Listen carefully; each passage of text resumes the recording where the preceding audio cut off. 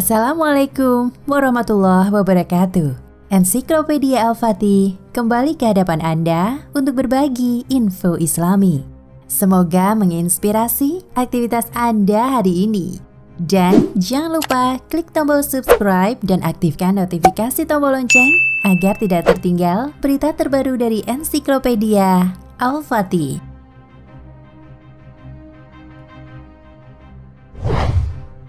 Setiap manusia dilahirkan ke dunia dengan tujuan untuk beribadah kepada Allah, melakukan segala perintah dan menjauhi larangannya. Namun manusia terkadang memang tak luput dari kesalahan. Mereka seringkali lalai dan akhirnya terjerumus dalam keburukan yang tak disenangi Allah. Jika ia segera bertaubat dan kembali pada Allah sebelum ajalnya menjemput, maka tentu Allah akan memaafkannya, karena rahmat Allah sungguh luas. Namun jika semua itu tak dilakukannya sampai nyawa telah dicabut, maka akan datang siksaan Allah yang telah banyak disebutkan dalam Al-Quran. Salah satunya siksaan di dalam kubur. Setelah itu muncul pertanyaan, apakah siksa kubur akan terjadi secara terus-menerus atau akan terputus?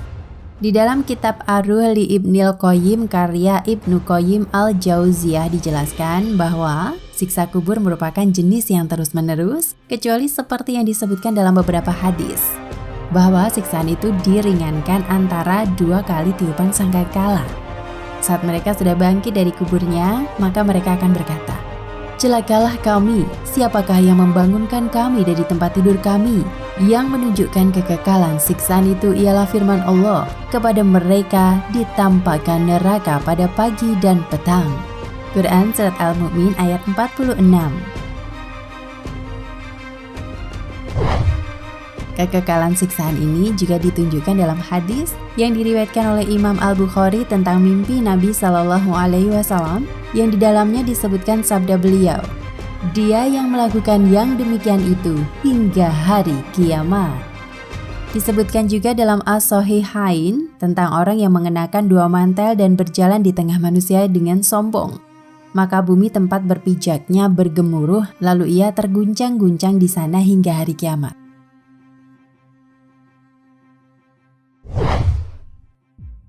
Siksaan yang berhenti hingga waktu tertentu. Jika sebelumnya adalah tentang siksa kubur yang akan terjadi secara terus-menerus, kali ini ada siksaan yang bisa berhenti dalam jangka waktu tertentu, setelah itu terputus sudah. Ini merupakan siksaan yang ditimpakan kepada orang yang durhaka, yang kesalahannya ringan, sehingga ia dijatuhkan siksaan sesuai dengan kesalahannya. Setelah itu, siksaan di neraka diringankan hingga akhirnya ia dibebaskan sama sekali dari neraka. Siksaan juga bisa terputus disebabkan oleh doa, sedekah, istighfar, pahala haji, dan bacaan yang dilakukan oleh kerabat dan orang-orang yang ada di sekeliling jenazah. Hal ini seperti yang dilakukan orang yang memintakan syafaat bagi orang yang disiksa di dunia, sehingga orang itu bisa selamat dari siksa yang diterima berkat syafaat yang dimintakan bagi dirinya.